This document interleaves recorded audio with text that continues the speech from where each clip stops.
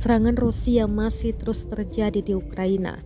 Terbaru, serangan dilaporkan menggempur Soledar di Ukraina Timur dan membuatnya menjadi reruntuhan yang terbakar. Rentetan serangan artileri Rusia menyerbu nasionalis Ukraina.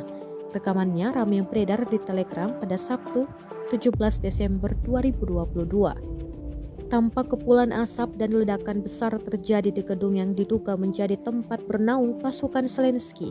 Dalam keterangan unggahan disebutkan, artileri Rusia sedang mengerjakan posisi nasionalis Ukraina di Soledar. Selain itu, pertempuran paling aktif terjadi di distrik Bakhmut, di mana lebih dari 20 tempat berpenduduk berada di bawah tembakan Rusia.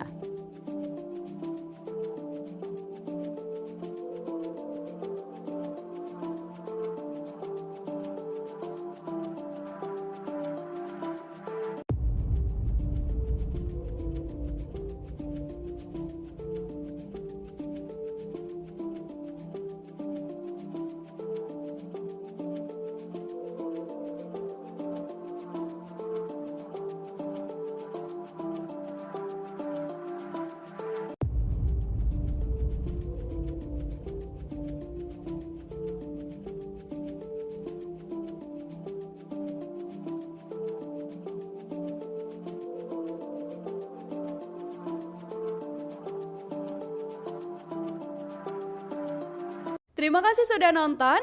Jangan lupa like, subscribe, dan share ya.